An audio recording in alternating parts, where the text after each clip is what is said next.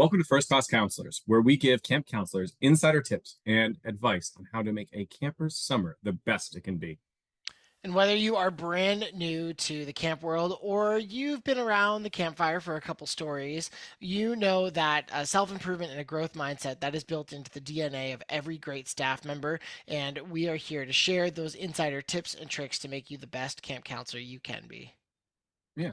My name is Oliver. My pronouns are he, him. I'm the Director of Camping Services at YMCA Camp Westwood with the Pawtucket YMCA in Coventry, Rhode Island. We are rebuilding a day camp that plans to become an overnight camp in 2025. And my name is Matt Wilfred. I am the executive producer of podcasting and a consultant with Go Camp Pro, and my pronouns are also he, him. All right, so let's talk about today's topic. And it's not so much as a topic, but more of a feeling. You see, Matt and I have been doing camp for some time now, which means we've collected a lot of cool stories to share. And this isn't like a campfire story, but a more personal stories from our time being camp people. We share these little insights all the time throughout the show, but you know what that feeling is when maybe you run into an old camp friend and it feels like a moment has never even passed. Like you guys have been together the whole time.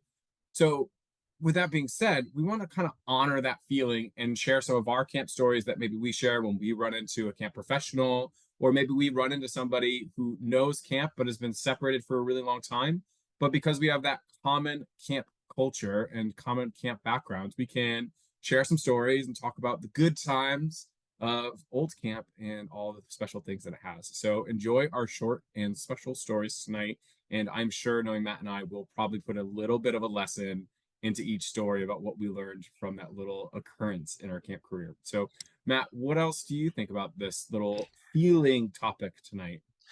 It's a vibe, as the kids say. It's a vibe. I'm excited. It's nice to. I was kind of combing through my mental library of all the camp stories, and I definitely tried to pick mine with some sort of lesson or something that I thought my camp did that was really unique that shaped the way that I kind of show up in the world as a camp director or even just as an adult now.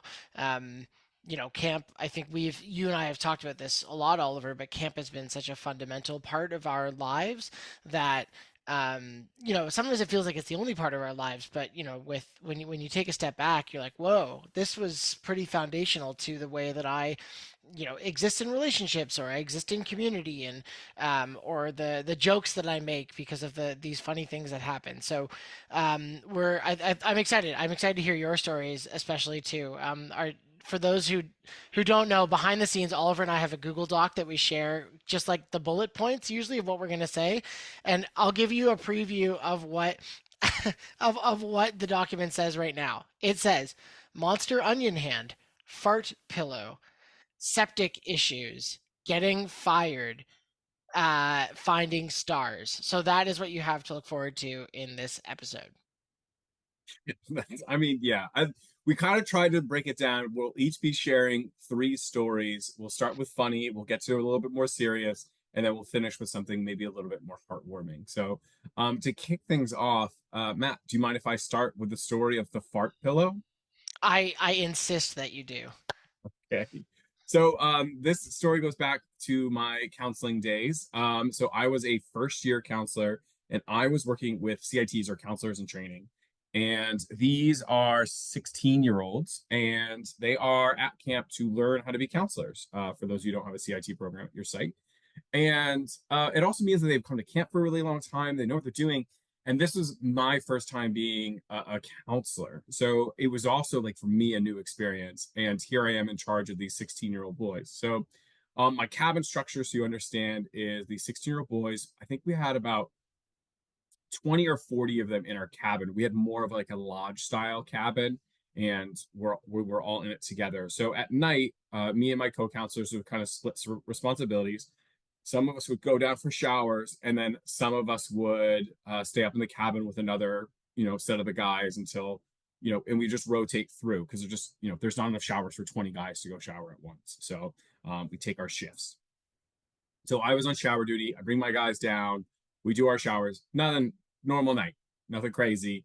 We're not even like playing pranks or anything on each other, which is normal shenanigans in a shower house. So We finish off. I come back up to the cabin, and as me and my like set of six boys who are just down for showers start getting really close to the door, we can kind of hear some uh, action happening. You know, we can hear a little bit of like screaming or yelling, and we can tell that there's a scene happening inside of here. So like my boys are like trying to sprint up this little hill, get inside, and get to see what's going on. And you know, we get up, we get our shoes off, and I open the door, and I have my co-counselors are sitting on the couches in the middle of this lodge, and then there's beds that are on the side, and then there is a stage on the far side um, of of our cabin, and that goes into a smaller bathroom that is just like one toilet. So like, no one showers in there; it's just a bathroom. But standing on the stage is one camper, our like one of our biggest campers, and then standing at the front door, kind of closer to where I come in, is another camper. And the camper on the stage is holding a pillow in his hands, and he's shouting like, "Don't make me do it! I'll do it!" And the other camper is standing at the door, and he's like, "Don't you dare do it! Don't you dare do it!" And I have my two co-counselors are doing nothing but laughing hilariously in the middle. Please remember, this is early days, okay, of counseling. Something's got to like something's just kind of happened, and we just let it go. But I'm like new counselor, and I'm like trying to obey rules and everything. So what's going on? I have to take the situation down, calm Right. everything, and see they're just screaming across the room, and I look at one, and the one who's up on the stage is holding this pillow, and I go, "What's going on? Like, what is going on?" And he looks down at his, you know, his co-camper and me, and he's standing down below, and he goes, "He farted on my pillow." Like, what? He's like, "Yeah, we were all sitting on the bed together, and then he like took my pillow and just farted on it for no reason. It's not fair. This is stupid." So I took his pillow, and now I'm gonna fart on his pillow. And I'm like, what? And here's the kid who's standing like close to me. He's like, don't you dare fart on my pillow. He's like, I'm gonna do it. And it's just a hostage situation about farting on a pillow. And every single time, like someone takes a step closer to him up on the stage holding this pillow, like he's about to like sit down and fart on it. And then there's a whole debate going on in this cabin with 20 guys of like, I bet he doesn't even need to fart right now. I bet if he farts right now, he's actually gonna poop on the pillow. It's like everybody to an extent. And then like the camper who's close enough to the pillow eventually, or who's close enough to try and get to his pillow at this point, tries to reach for his pillow. The other camper dives out of the way, like does like a barrel roll to get away, and gets to another bed, sits on the pillow and farts on it, or at least claims he farts on it. Right. And you would like the whole cabin just went, oh. And my co-counselors have done nothing this whole time as well. Please remark, like if they're listening, they know what I'm talking about, and Yeah. they're like, "Yeah, we did nothing, nothing at all. We just allowed this to happen." So he farts on his pillow, and then there was a teddy bear was stolen and chucked out. Like it just escalated, and by the end of all of this, like beds were on the ground, like full on bunk beds, just like falling over, and like my entire cabin of like 16-year-old boys is just in complete disarray, arguing about like farting on pillows and if it's worth it. And we all went to bed that night, probably like 3 hours later than we should have, arguing about who's going to get pink eye the next day and all this kind of stuff because everyone farted in each other's pillows. Because once one kid farted in one person's pillow, then it was like, well, you farted in his pillow on my bed, so now I'm going to fart on right. It just so my only lesson here, really, for anybody listening, is don't let campers fart on other campers' pillows. That's the best Mm, I got. that's fair. Yeah, Yeah, so that's my story. that's, I mean, that seems like classic. It's funny because in my head I'm like, oh, classic camp, but like that's not necessarily the way that camp is now. Different camps for different people. Um, but I was listening to the Pudding, which is another Go Camp Pro podcast, and where Dr. Mandy Baker talks about the power of summer camp. and like why camp is like what is camp magic and what does that mean. And one of the things she said like that people remember about camps are the times when they like were a little bit inappropriate or they broke the rules a little bit. And I you know, we could do a whole episode about this, but I often wonder like how do we teach counselors and how do for ourselves how do we find where the line is between like this is like inappropriate and you know or it's just kind of funny and it's yeah it's a little crude it's farting and yeah you could get sick but like you could wash a pillowcase. And then when you said that you know like the bunks got tipped over and it went nuts like things can escalate. So you know how do we teach counselors where the line is in that moment. And I think what comes back to me is advice that I always give is you know you need to like the more seriously you treat something like that, like if you get like what you said, Oliver, like your first year camp counselor and try to de-escalate the situation, you're probably actually going to escalate it, right? And so, and if you treat something as like, you know, you got to set a firm boundary at some point, and you got to decide when the right time for that is. But if you just got to be aware of how you are going to add or take away from that situation. I don't know if there's a right answer, to be honest, but you know, Uh, there's some things with like consent and how's everyone feeling in that moment. But if you know, I've been in that situation where the vibes are very jokey, even though it's like there's like yelling and stuff like that, yeah. and yeah, Yeah, it's funny when you ever talk to a camp professional about this story, and they do start to try and break down the situation of like, well, you could have like just taken the pillow from the camper and said that's not your property, or right, you could have yeah, had everyone sat down and talk about their feelings, and like, and you go back to in your head right now, and was it perfect? No. It was there something going on there that's like a little bit on that like shenanigan side? Yeah, and that's part of camp, like you were saying, Matt. So sometimes you just kind of go with the flow. And like the two counselors that I were with was with, like, yes, I joke about them not doing anything. But like they also understood like this was just one of those moments where a couple of 16-year-old boys were like, just laughing about stuff, right? yeah, It wasn't like, yeah, it's gross to fart in someone else's pillow. And I never live by the saying boys will be boys, because I think yeah. that's an awful thing to train people in. But I do think that shenanigans are shenanigans, and we should enjoy moments, right? Mm. And that was kind of what this was. So, that's breaking down the Oh, fart pillow, and that's good. Well, one more comment about the fart pillow, then we'll move on. I swear.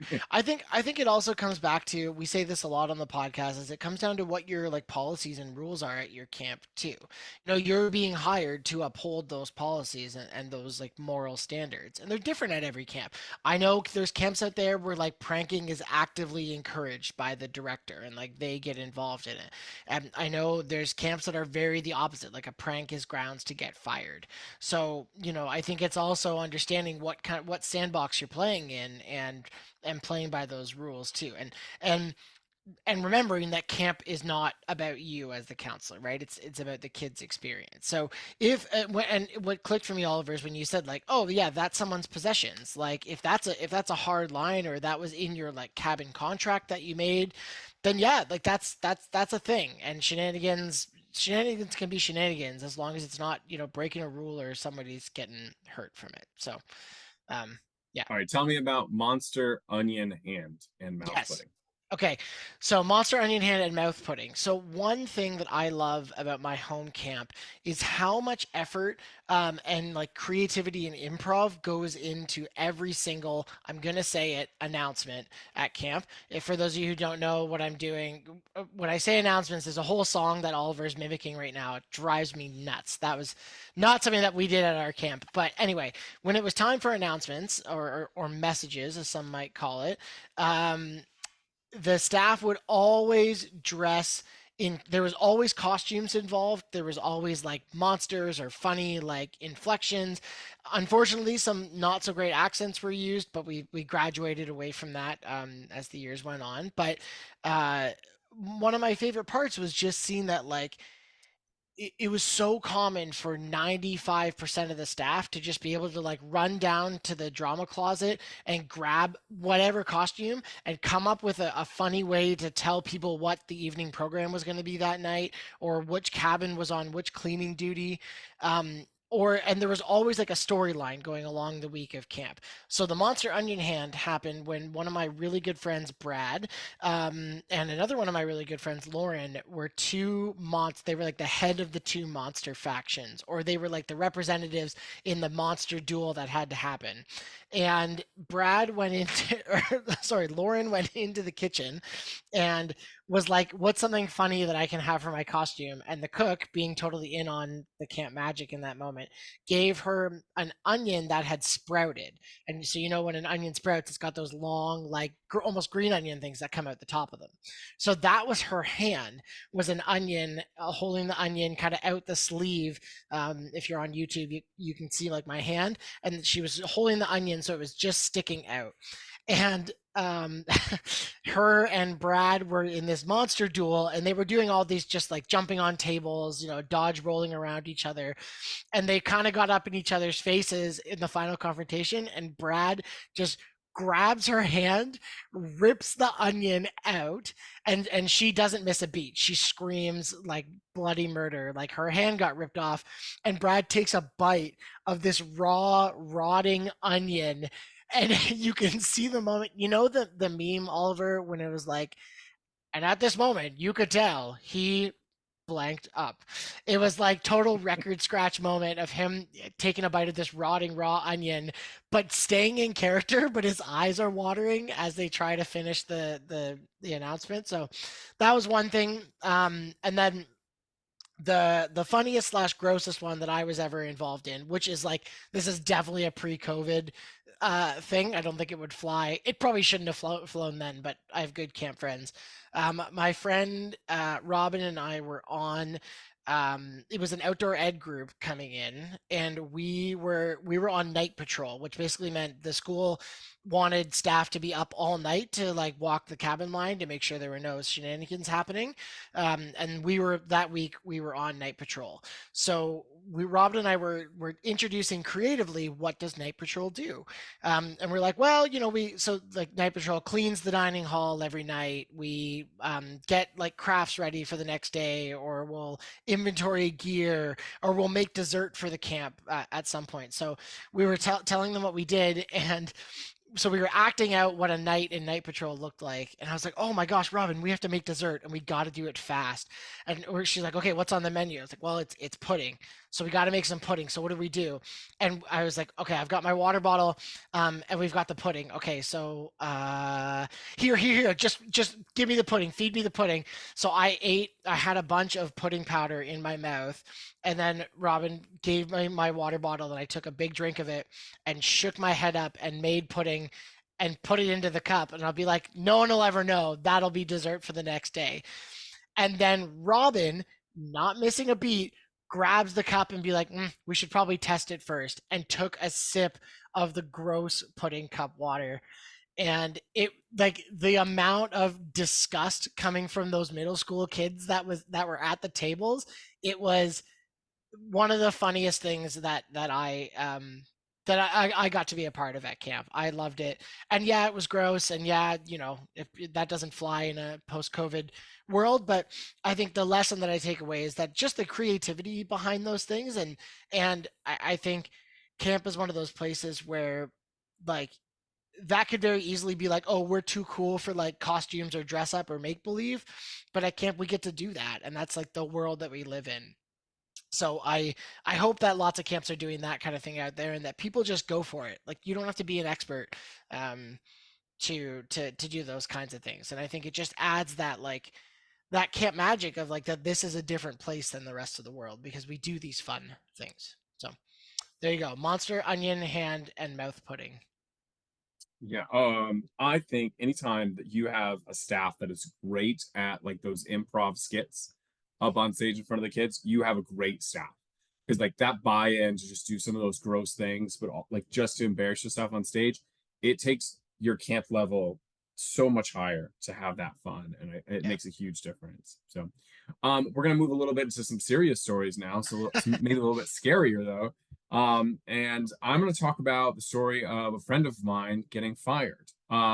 This was like the eye-opening experience for me as a like leader in camp, right? Understanding the thing, like how your actions have way more impact than you think. Right. So this is a story about a counselor. He was in his second year, great guy, right? I'm not going to knock him.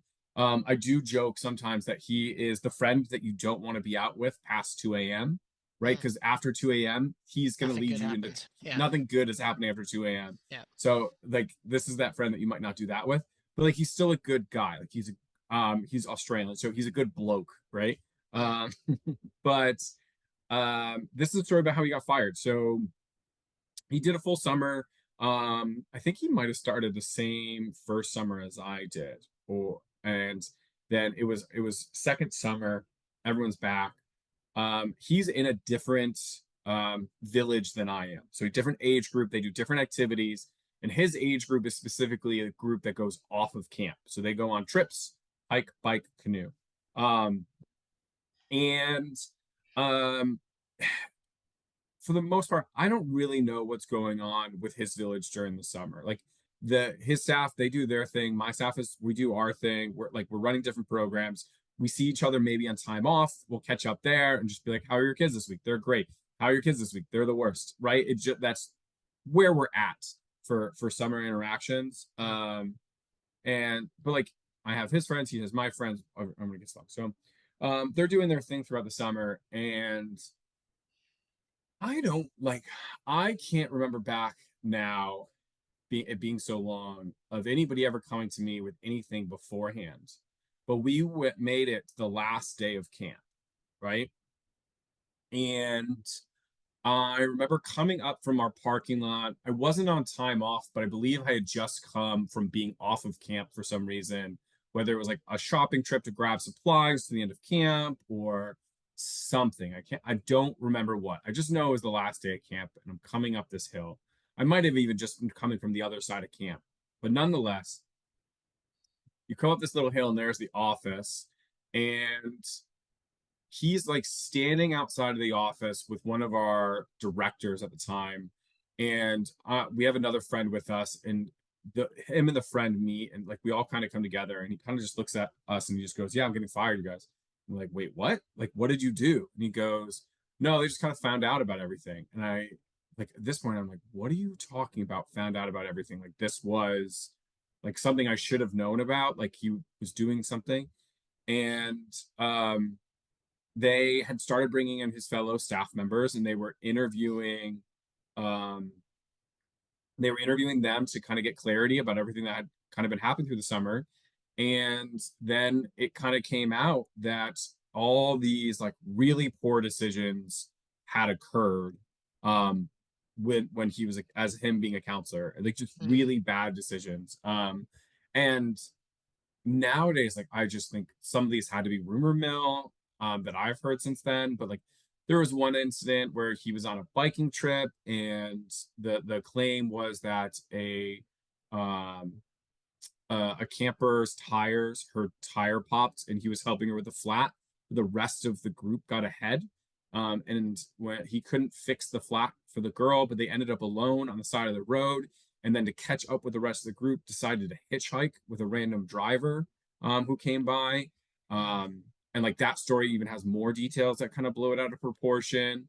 There was another that he like went out for his night off, didn't get back on time, came back, apparently was intoxicated when he got back, just fell asleep in his bunk, but then the next morning woke up, went to play frisbee, potentially injured a camper at that like event while he was still like under the effect of the alcohol he had the night before. Like there was a lot of claims that went out with him. And if anybody ever listens to this, like these are rumors that I've been told. No one's ever clarified or dictated that these were true, because people are defended when they get fired about what reasons they're getting fired for.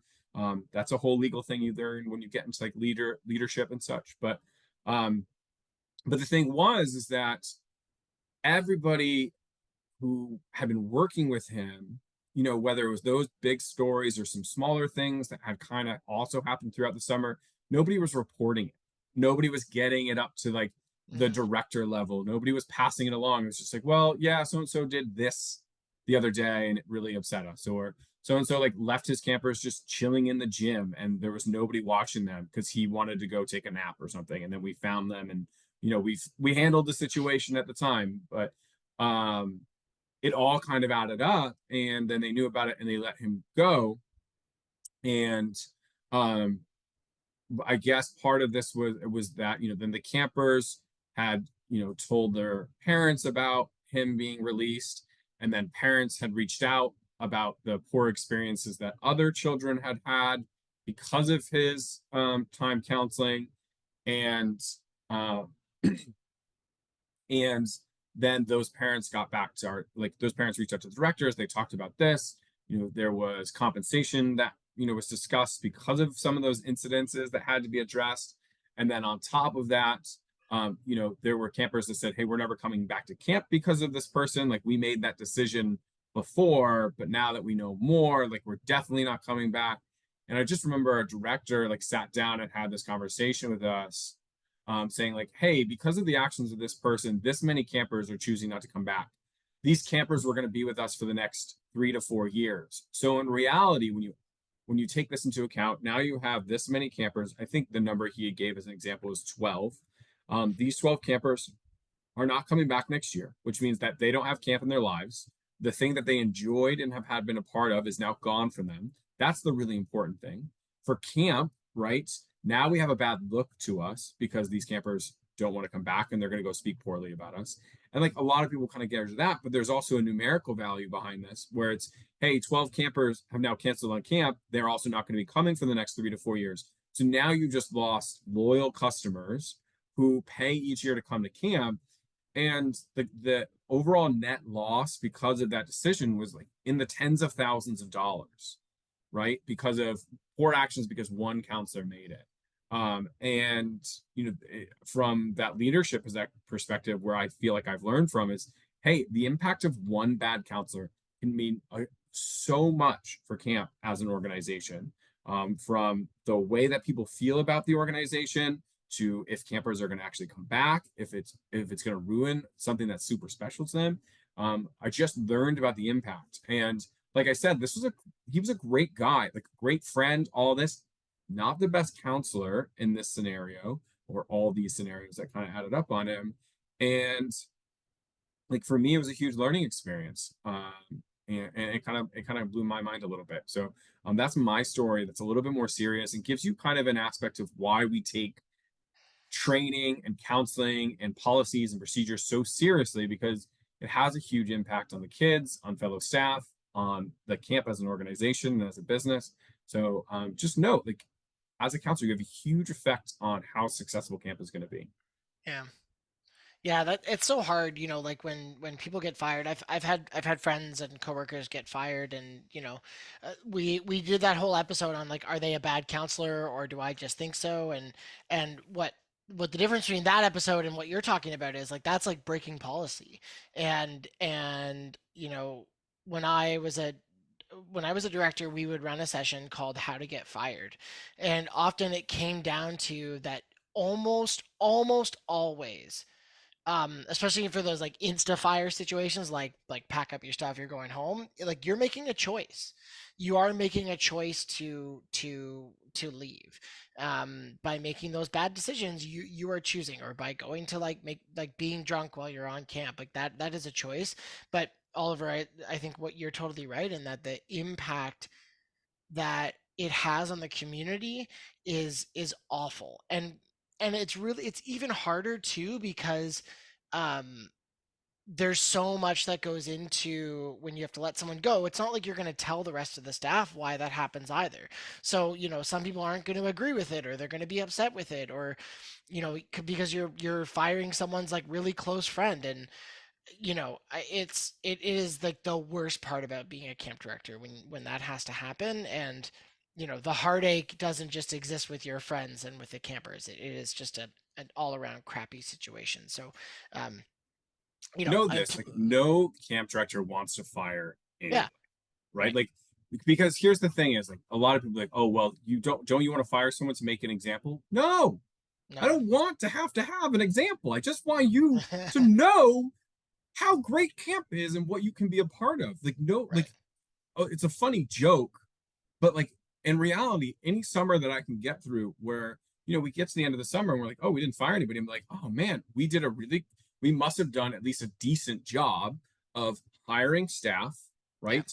Onboarding staff, training that staff to be successful counselors, supporting them all summer, giving them the things that they need to make it possible, right? To honestly get through a summer without having to fire a staff member or having someone quit, that's like, honestly, like, directors should get badges for that. Like, they should get medals. We should be able to go to a conference and like it should be brandished on like our little like necklace thing that we get to wear. And other camp directors should walk up to them and be like, "What? Really?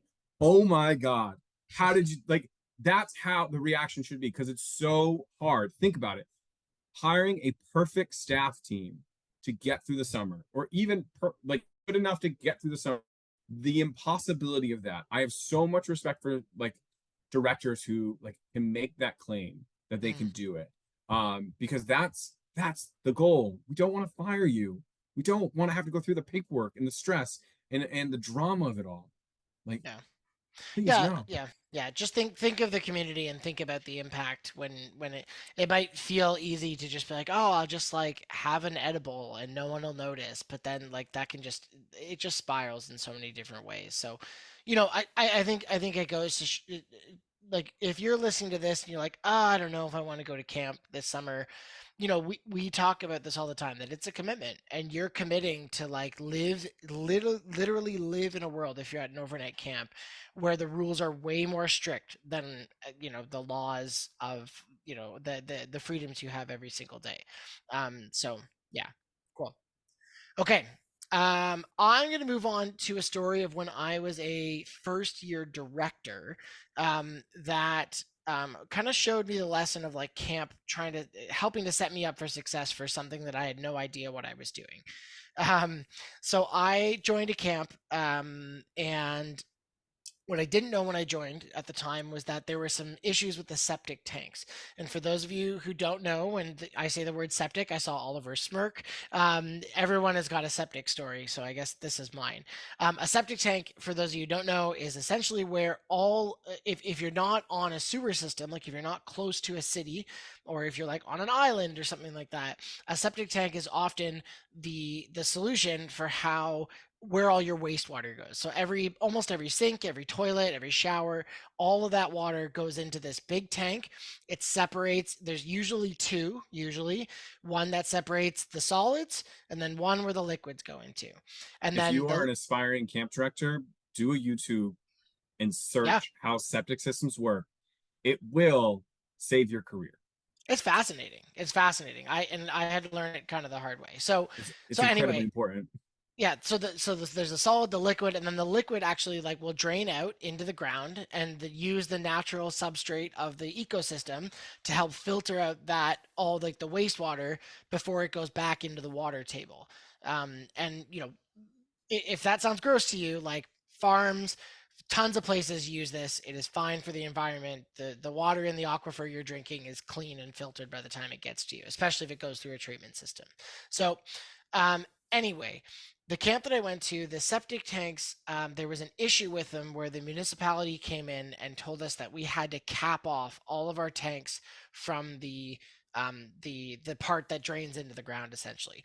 So essentially, we had these big concrete tubs of wastewater that wasn't going anywhere. So once a week, my job as the director was, well, once a week we had a truck come in that would pump out all the tanks. There were 10 tanks around the site. And my job as the director, um, because there was no maintenance person, it was just me. My job was to walk around and literally measure the height of the wastewater in each tank to make sure it wasn't getting close to overflowing. So I had a big old stick that had Sharpie on it with every 10 centimeters marked out on the stick, and I'd walk around, lift the 60-pound lid of the septic tank off, dip the stick in, and look where it was wet. And that was like my 2 hour after dinner ritual at camp. And to the point where the campers would walk, the staff would see me walking around and go poop stick, poop stick, poop stick, because that was my thing. And you know, I'm not a septic technician. I never was, never claimed to be. I did get my my water certification, my small water drinking system operator's license for that job. But um, you know, and there was a situation where it was the middle of the night. I realized I forgot to do my checks that day, but I was like, it's usually fine. But what I didn't know was that the dishwasher at camp was left running, and there was like a plate jammed in it or something like that. So this like immense amount of water was going into the tank, and by the time I opened that septic tank, the water level, I didn't need to put the dipstick in there because it was at the top. And if it overflowed, that is a biohazard situation. Like shut down camp, all the kids go home, everybody goes home. So I had to like work through in the middle of the night what we were going to do to be able to like pump and move and do all this stuff to get a truck there out there in an emergency. And this is me as a, I think it was 2000, maybe I won't say the year, but I was in my mid 20s. Certainly had never done anything like that before and managed a crisis like that where you can't use all the water on one part of camp. And so I had to like work with our team and work with the 20-year-old staff to be like, okay, this bathroom's closed. We're gonna make a bathroom shift. You're gonna have to do this. And like that was just the reality because there was no one else at camp that could do it. It was me. And what I'm really grateful for in that or I wasn't grateful for a lot of things in that moment. I'll be serious. I was pretty pissed off. But what I was grateful for looking back on it was that camp set me up to do these things that seem impossible and to just do it because like we had to do it. I didn't go to a camp that had a ton of money, so we didn't have like specific drivers. We didn't have all the latest technology or whatever. So we were making stuff out of nothing. You know, somebody needed to drive the canoe trip on a 6 hour trip to the kids were in the bus. Bus didn't come with a canoe trailer, so I drove the camp pickup truck with the canoe trailer and 8 canoes on board and like had to learn how to back up something on a hitch, right? And if you've ever backed up something on a hitch before, that's not super simple. So we kind of had I just had to learn those things. So I'm really grateful that camp put me in those unfamiliar situations where I could come out the other side and thrive and really trust myself.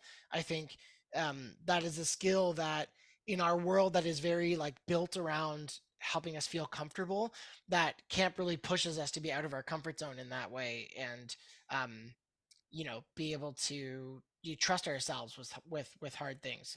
I say to staff all the time, we can do hard things. We can do it. We'll do it together. So that is my septic story as a camp director.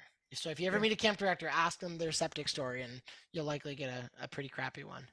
Yeah, a lot.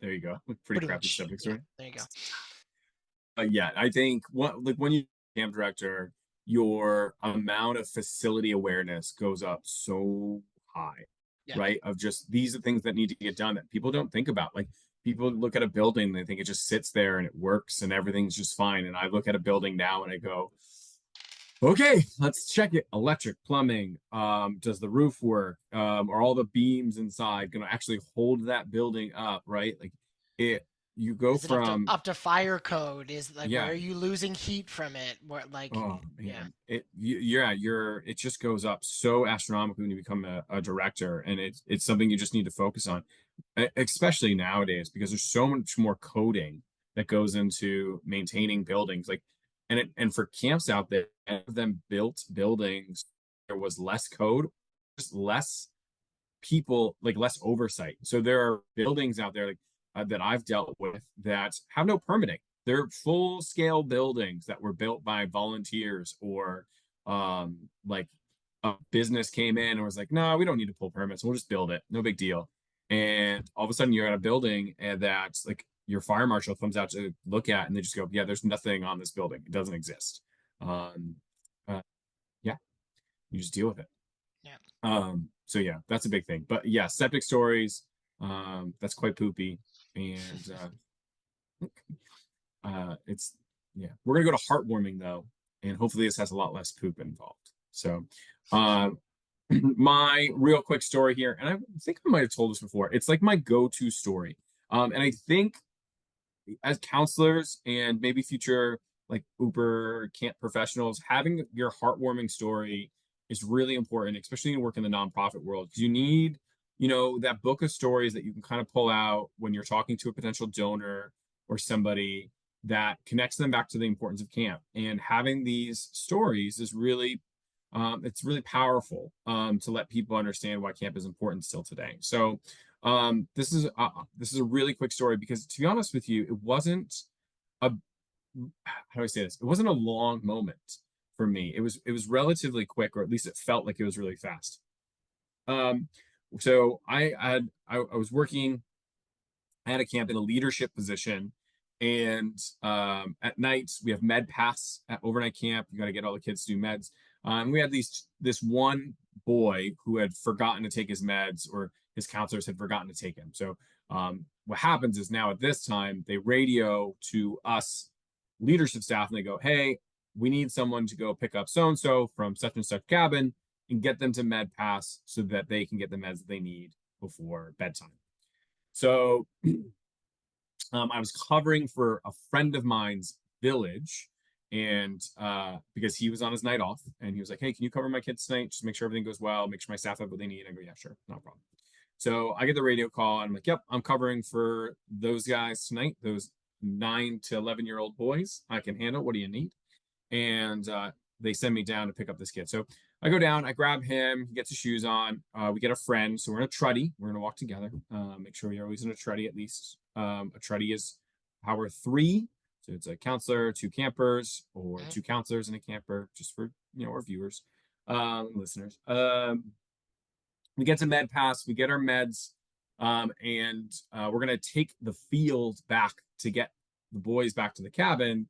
And we're walking across the field. The boys are really well behaved. I'm so happy because like when you have to go to a village that's not yours and you're with kids that aren't your normal kids, sometimes you don't always know if you're gonna get like the easy kid to take care of. And Yeah, these yeah, boys were amazing. yeah, And we get onto the field, and the field has no lighting or anything on it. So like most of the paths will have some type of lights to like get from A to B, or yeah. you'll have your flashlight out and stuff. But we get across, we're going across the fields, and one of the boys he's like, "What are those?" And I'm like, "I don't know what you're talking about." And like he like points up the sky. He's like, "No, like what are those?" And I think he's like looking at a plane that's like flying across the sky. I was like, "Oh, that's just a plane, like blinking lights and stuff like that. No big deal." And he's like, "No, no, no, like all those other things." I'm like, "I have no idea what you're talking about." And he's like, "All the dots, like what are the?" And I'm like, "Do you mean stars?" And he's like, "Those are stars?" And like his little buddy is there. He's like, "Yeah, those are stars. Have you never seen stars before?" And he goes, "I don't think so." Hmm. And the kid was just from like an urban environment, right? He lived in the city, Right, and there's a lot of light pollution. He's only 9, 10 years old, so it's not like he's super old. And it just right, meant for the first 9 or 10 years of his life, he hadn't been out of the city. He hadn't been in the woods or been to a place that didn't have the light pollution that you could actually look up and see more than a couple dots in the sky, right? Like if you're in a right. city, you might be able to see a plane, but like maybe like Jupiter you can see on like a really bright night, maybe like Yeah, the yeah. North Star. They're not super recognizable. There's like one in a million, so you just kind of ignore it. And he had just never had that experience before.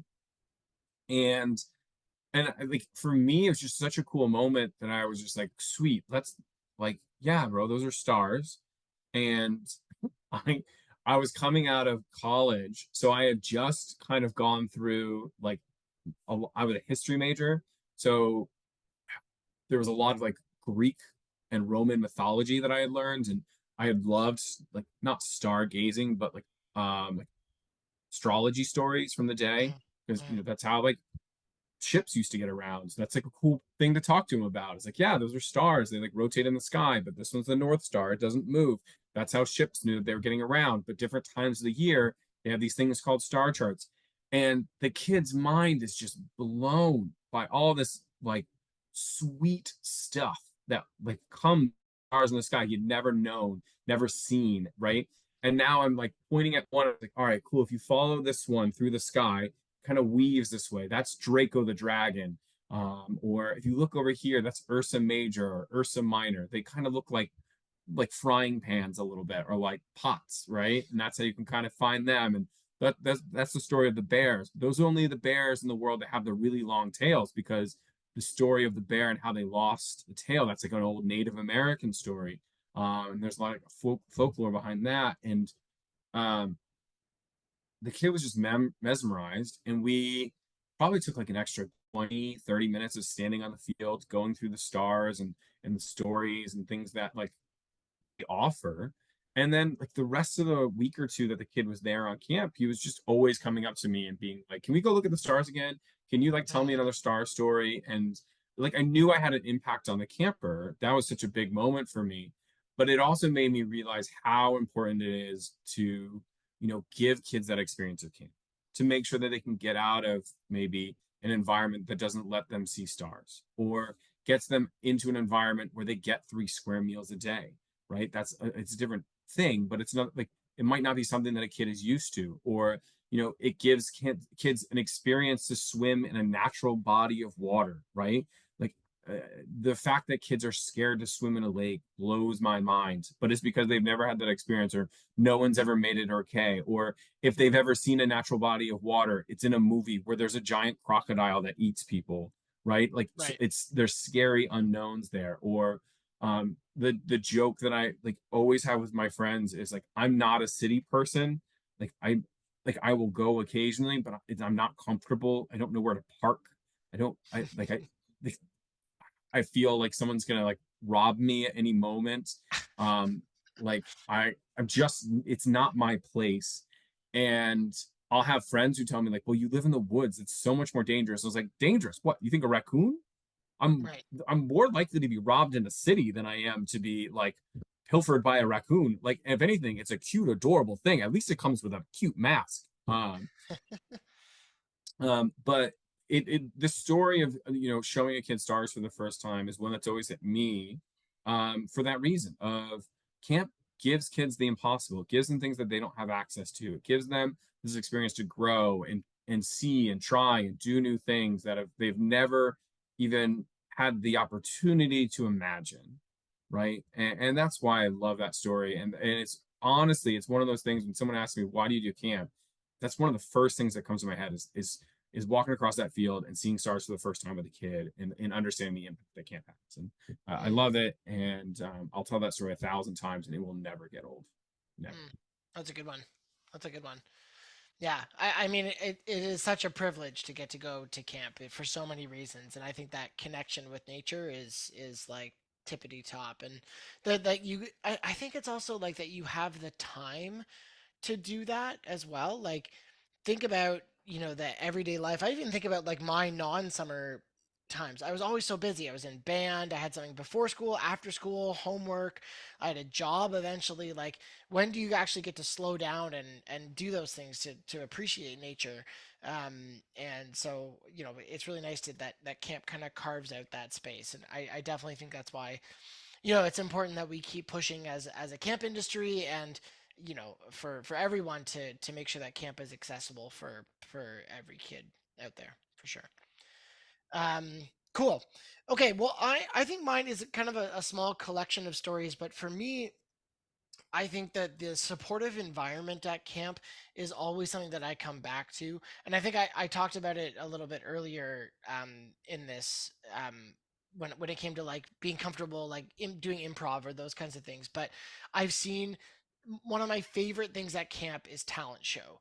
When kids sign up to do talents, because you get like the weirdest, just the weirdest things ever that kids do. Like, I've had kids come up and recite like facts about their favorite like naval vessels, and this kid just like went on for like 10 minutes, and we had to like politely get him to wrap it up because he was into it. But I think what I like more than the talent is I often will sit back and look at the audience during those times. My favorite place to sit in talent shows, kind of at the front and at the side, so that I can see kind of like the behind the scenes view of it.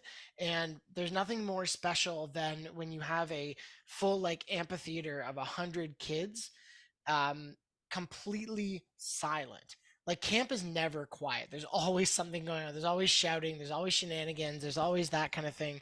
But when when like a 6 year old who just learned to play the ukulele is like singing a song, and as much as we tried to give him a mic, he didn't want it. He just wanted to play the ukulele in front of his friends and sing a song that he learned that week. And the camp is just like quiet. And then when he finishes, it is like the greatest like rock concert finish ever. The applause and the just the jubilation that comes from people supporting that kid is like that warms my heart. I mean, I learned to play guitar because of camp, because I wanted to be that cool camp director or that cool camp staff who could go up there and play guitar. And that moment happened for me too. I got up in front of the dining hall and during talent show, and I played like 4 chords, no singing, like could barely strum, but did 4 chords. And the moment I stopped, it was I remember like it was the staff that stood up first and led as the example of those people cheering on, because they knew that I did something brave. And to have that like moment of self-confidence in a like a childhood for me that wasn't very confident, that it like cemented that like camp was a place where I could kind of let my where I could push the comfort zone, and I could be celebrated for those small things. So um I love when we make space for kids to get to let the cool parts of them shine. And I definitely encourage any camp counselors who are listening just to make sure that you know you might not have control over the camp schedule, but that if there's an opportunity for your campers to do that, if there's a talent show, you know, really like gently pushing campers to do it and creating that positive environment within your cabin, so that kids feel like they can step up and do those things, because camp truly lets kids be those rock stars, and I think that's one of my favorite parts of it. Yeah. I think that opportunity for a kid to kind of get that positive reinforcement Yeah. as something that, they're learning at, right? They're not perfect at, um, is so important because it gives them that reinforcement to keep going, to keep doing, right?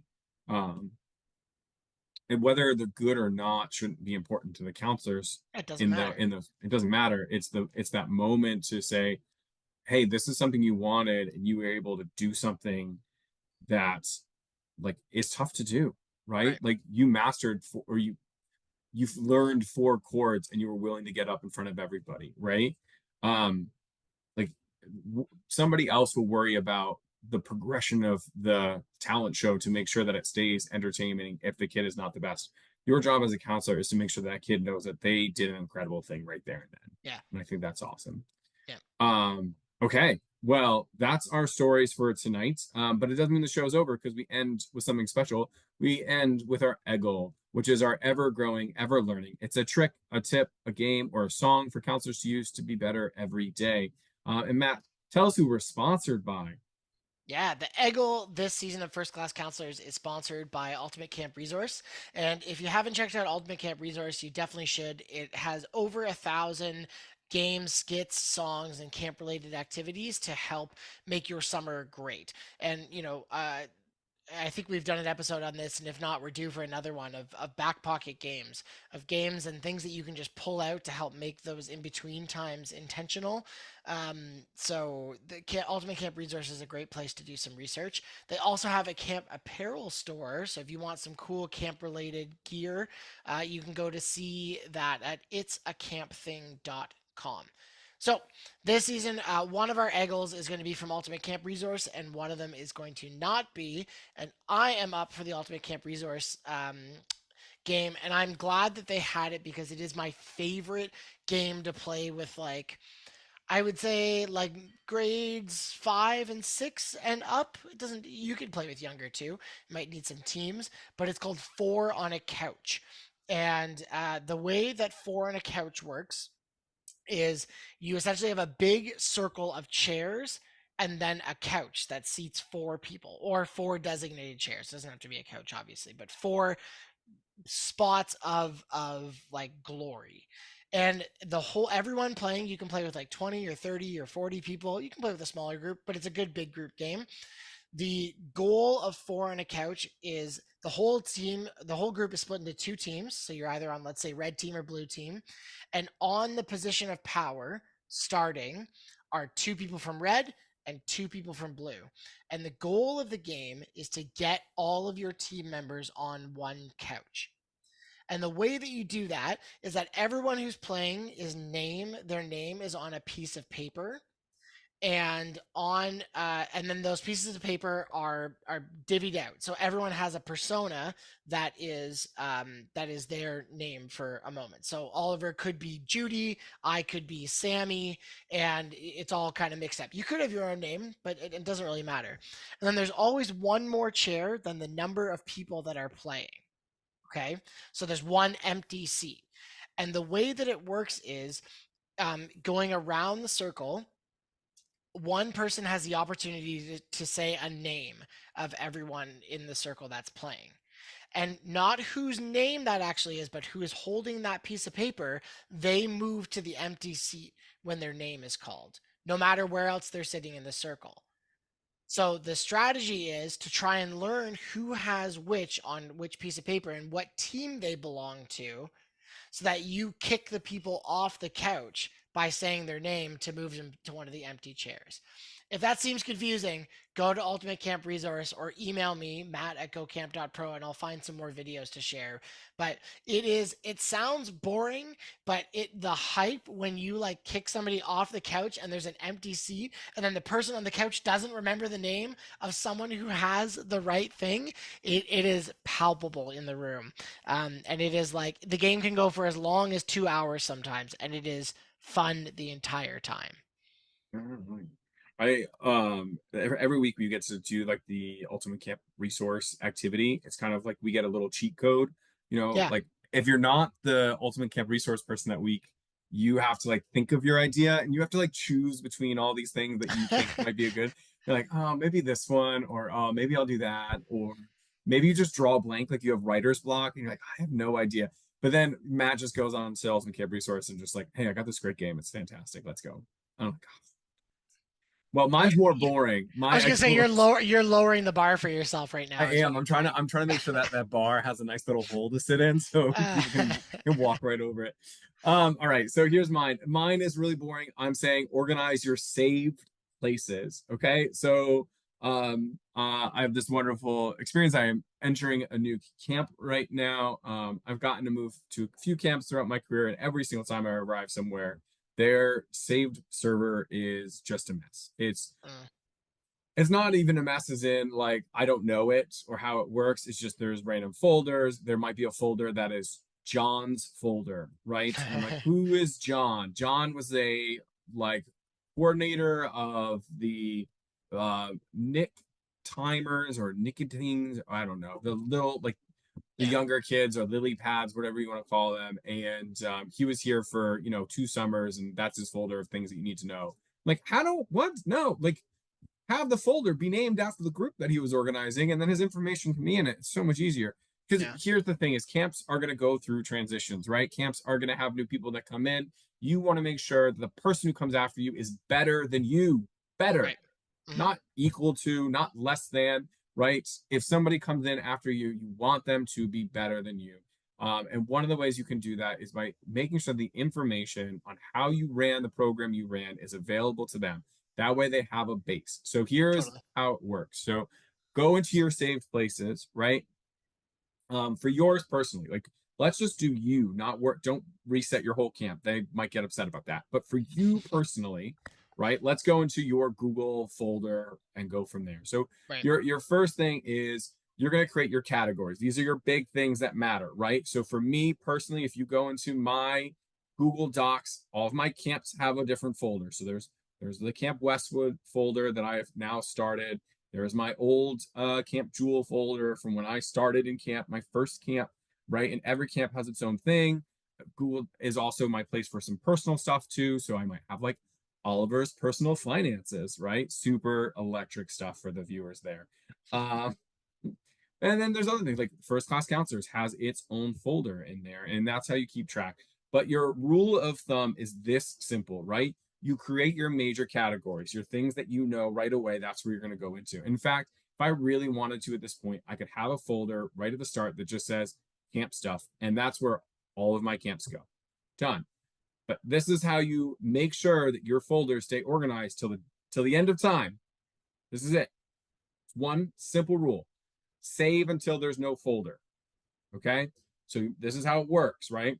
So let's say you make a document. Let's say you make something that is pictures of the waterfront, right? So now you go to your categories. Your first thing is, all right, what camp is this for? Go to that camp. All right, now we're in camp.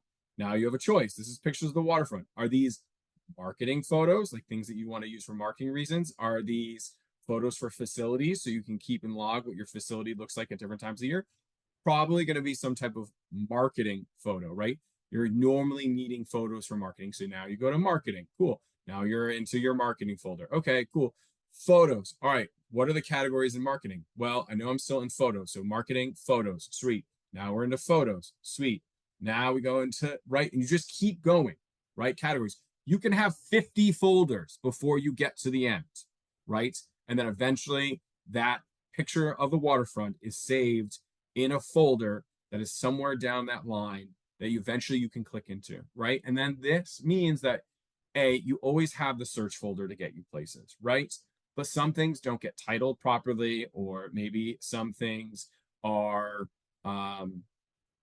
just more difficult to find. So doing this save to the end rule helps so much, because eventually you can just keep clicking and you'll get to the end, right? Like everything has an end point, and you won't ever get to a folder that has 15 different random things inside of staff training because you didn't know.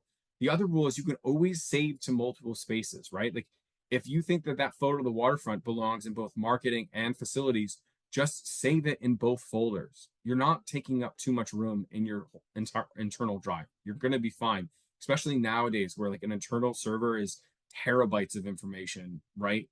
So you're going to be okay if you save to multiple locations. And then I will add a bonus rule onto the saving rule. When you go to save any type of a document, so say for example, you are saving a form, like here, I'll use this as an example. This is like the school calendar for my district here in Rhode Island. And when I go to save this, I save the exact title that's on the top of the page. So the saved title would be Exeter West Greenwich Regional School Calendar 2023 to 2024. That way, if I have this printed document and I need it digitally, I search that title, and if it's saved as it should be saved, this is the document that should show up, and I can find it a lot easier than if somebody just saves this as school calendar. Yeah. Sorry. Well, and Sometimes sometimes it's your goal is just to save a pet peeve. that's fair.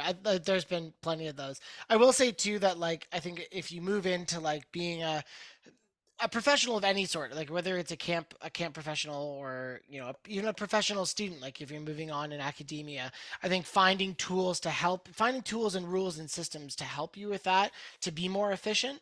Like camps. I'm not going to mention the company's name because they're not a sponsor of our podcast yet, but there are companies out there that will organize your photos that you could do multiple tags so that they live in the cloud, and if you need that waterfront photo, you can search waterfront and all your waterfront, or marketing, you can cross tag things so that it helps you with those systems. And just those little like things of efficiency to help save you time and headaches of having to, feel like you're reinventing the wheel every time. It's time well spent for sure. Yeah. Especially when if you go through like photos is the big one that a lot of camp directors will talk about now, because this is you're doing your marketing and everything, you're trying to find photos or videos from the previous summer, and everything is just IMG00265, right? Like you can't find anything. You need to wait for the 1,000 photos to load for you to actually see what the image is, right? So the more organized you can be in those departments, it makes your life a lot easier as a professional. And then for you, like personally, right? It having an organized drive for yourself means that when you move on in your camp career or any career, right? If you have the base of the things you worked on before, when you arrive at your new site, you have a building block from where you were before, right? Like an example is like job descriptions, right? Like, yes, there's an existing job description here, but I wanted some of the things that I put in my job descriptions in the past to be reflected in my new job description here. So I was able to mesh the two of them together and say, like, hey, these are important things that I'm looking for in my staff because that's how I run my operation. Um, this is what I'm going to add. And it's when you have the base to work off of, you're not redoing things, right? Like camp schedules, right? If you're starting to change those things up, you can adapt Yeah. them into what you've done in the past. Like policies, procedures, like yeah, like when you're a director and you start making decisions on what those are going to be and how they work, it's a lot easier to work off maybe a foundation that you had before, staff handbooks, staff training schedule, like these are all things that I am so happy I have saved and kept, um, and have somewhat organized in my drive that I can just pull upon whenever I need them. So it's great. Just be, I'll put the caveat in there. Just be aware that sometimes check your contract. When you sign a contract, you True. cannot take your documents and stuff with you. Some places are like that. Not a lot, but some places are. So That is and very true. but just a reminder too that the camp world is a very sharing place too. That if you ask for permission and you give credit where credit's due, then you're usually good. Yeah, exactly. Cool. All right, you guys. So if you enjoyed today's show, we would be so grateful if you left us a review wherever you are listening to this podcast. Your ratings, reviews not only tell us what you like about the show, but also help boost our rankings so that more people can discover the greatness that is first class counselors. And please make sure you check out the show notes at gocamp.pro/FCC. We will put in our link to our E.G.E.Ls, and we will put in any more resources we talked about the show. And if you want to find other great Go Camp Pro podcasts, check out gocamp.pro/podcast. And you can check out the pudding and all the other great shows that Go Camp Pro is putting out. Look at the pudding, and you told us a story about pudding tonight. So we're It all good. comes back to pudding. All comes back to pudding. So, with that being said, you guys remember camp is camp, and camp is all good. Thanks for listening, friends.